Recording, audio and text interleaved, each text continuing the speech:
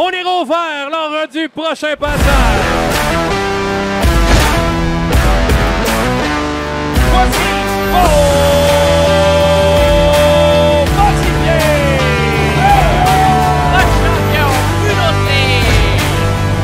was down below the 27 of Ranger and up over top, a big wreck into turn number 1. 18-year-old driver, Corey Day wins at Red Dirt Raceway.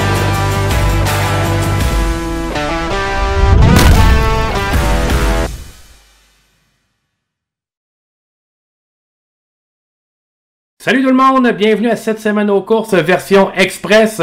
Cette semaine aux courses toujours présentée par Lucier Chevrolet et Ultrafab. Et bien, version express, vous le savez, on a des gros shows cette semaine du côté de l'autodrome Drummond. Donc, lundi et mardi, la série Gros Bloc qui est présente. Donc, on doit un peu moduler notre émission. C'est pour ça qu'on a fait une version express.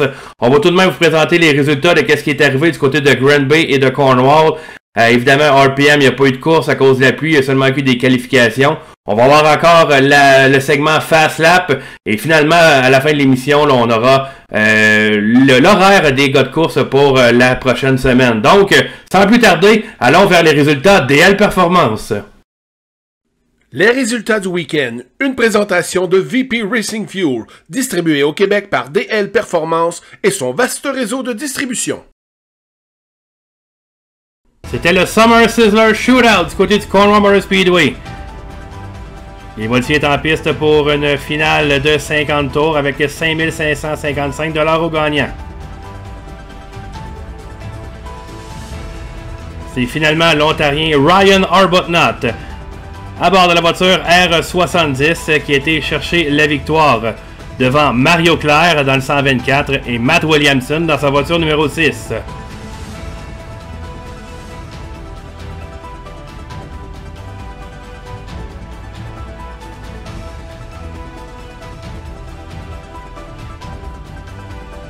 En Sportsman, 55 voitures s'étaient présentées pour la finale de 100 tours.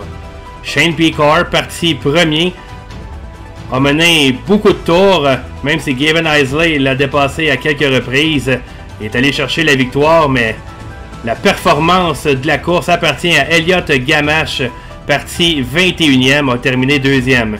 Christopher Cordeau a remporté la course en mini-stock. Du côté de l'autodrome Grand Bay, c'était le championnat mi-saison Robert Bernard. Lors de la première finale 30 tours chez les modifiés, Samuel Charland part en tête. Il a une excellente voiture, la voiture 41 Pro Ag et mène de nombreux tours. Cependant, avec 7 tours à faire, The Outlaw Steve Bernier se présente à l'intérieur de Charland et vient prendre la première place.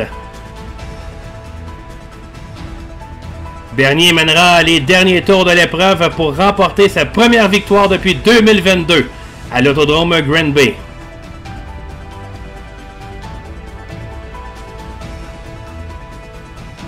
Chez les sports compacts, Dominique Blais a été dominant.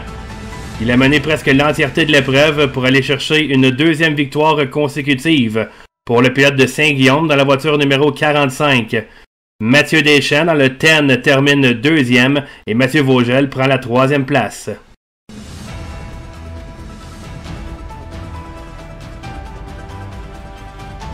En Pro Stock, François Adam et Gabriel Cahouette amènent le peloton pour le vert. Adam mène l'épreuve jusqu'au 23e passage lorsque Yves Hamel le surprend par l'extérieur.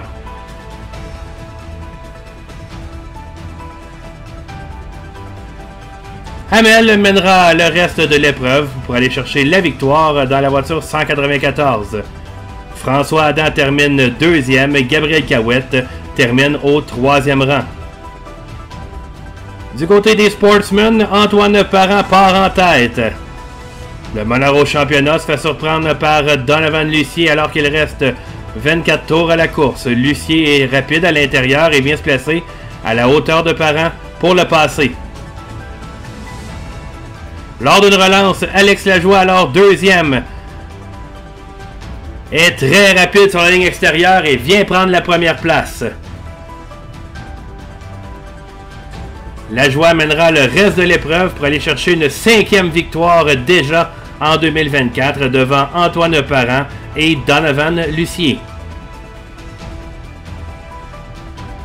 Lors de la deuxième finale 30 tours chez les modifiés, William Racine et Michael Parent partent en première ligne.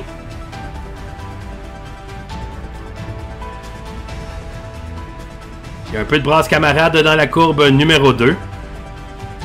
Mais Parent part en tête. Puis Félix Roy prend la première position. Et lors de relance, David Hébert, qui partait deuxième, est très solide sur la ligne extérieure et réussit à mettre le nez devant Roy. Hébert mènera le reste de l'épreuve pour aller chercher une 7e victoire cette saison à l'Autodrome Granby.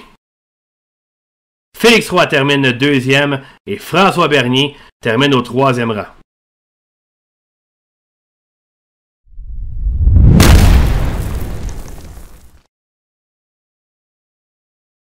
Le RPM Speedway accueille ce samedi 27 juillet la série Superstar Sportsman.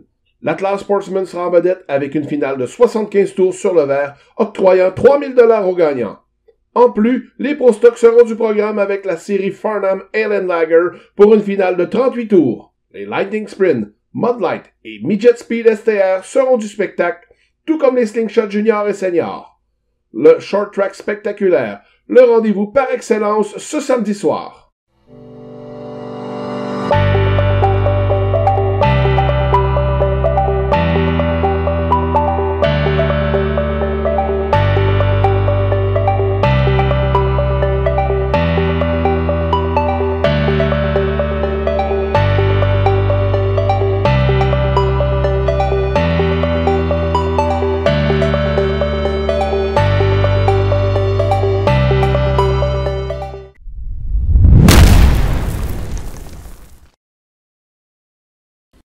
De retour à cette semaine aux courses version express présentée par Lucie Chevrolet et Ultrafable. Il y avait de l'action un peu partout là, cette semaine dans le grand monde des courses. Et pour faire le résumé, on vous présente maintenant le segment Fast Lap. Place au segment Fast Lap présenté par DL Performance. La série World of Athlete est du côté de ATK pour le Brad Doty Classic. Carson Macedo et David Gravel partent en première ligne et c'est Macedo qui a le meilleur. Gravel, meneur dans les points de la série World of Athlete, présente à l'intérieur au 17e tour et prend la tête. Il mènera le reste de l'épreuve pour remporter sa première victoire de la semaine.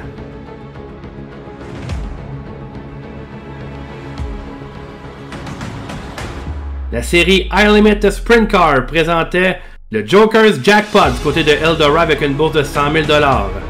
Joe Scelzi mène depuis le premier tour, mais à 7 tours de la fin, il frappe le mur et se retrouve sur le toit. Cet incident ouvre la porte toute grande à David Gravel qui vient mettre la main sur 100 000 $ et la victoire. Lors du 41e Kings Royal, Gravel part en tête. Il mènera pendant quelques tours alors que Logan Schuart viendra le dépasser et reprendra la tête. Donny Schatz, parti très loin, vient prendre la tête avec 33 tours de compléter. Ça ne durera pas longtemps puisque Gravel, complètement à l'extérieur, reviendra prendre la tête de l'épreuve.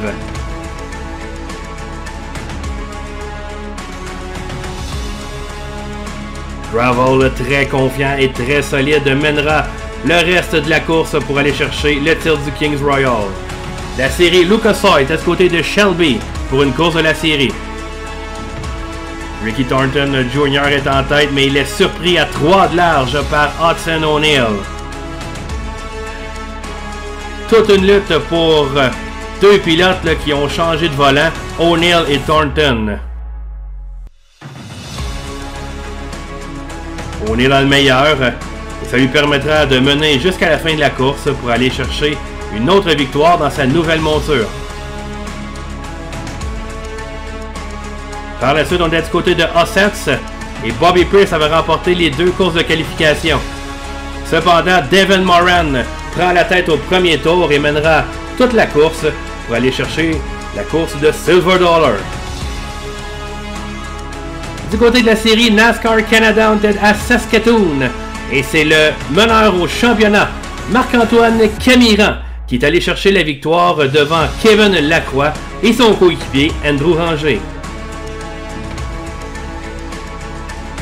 Du côté de Montmagny, c'était le Can-Am 200. Et c'est le beauceron Raphaël Lessard qui est allé chercher la victoire dans la voiture numéro 48. La Formule 1 était en Hongrie et c'est Oscar Piastri qui a remporté sa première victoire en carrière.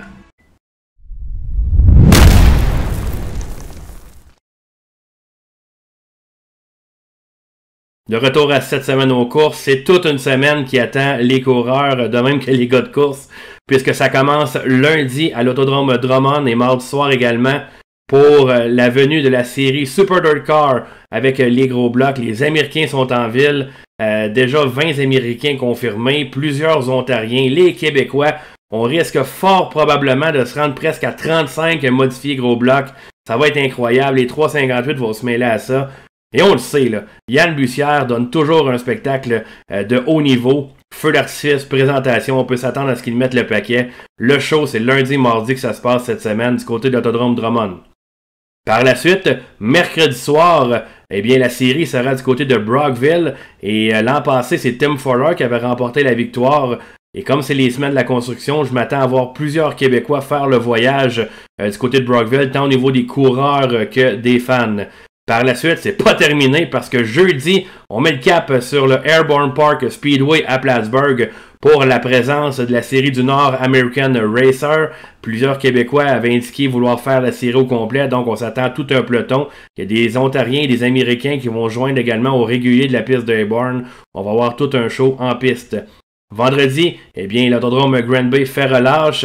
Le show sera du côté du RPM Speedway samedi soir avec la série Superstar. Donc, encore une fois, on risque d'avoir quelques pilotes modifiés se joindre aux Sportsmen pour nous donner tout un spectacle. Les Sportsmen cette année, partout où ils vont, le show est incroyable. Ça risque d'être la même chose au RPM Speedway sur le short track spectaculaire. Par la suite, dimanche, on s'en va à Cornwall pour un show régulier. Donc, c'est toute une semaine qui attend les gars de course.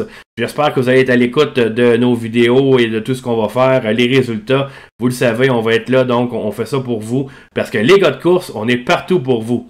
Donc, merci d'avoir écouté l'émission.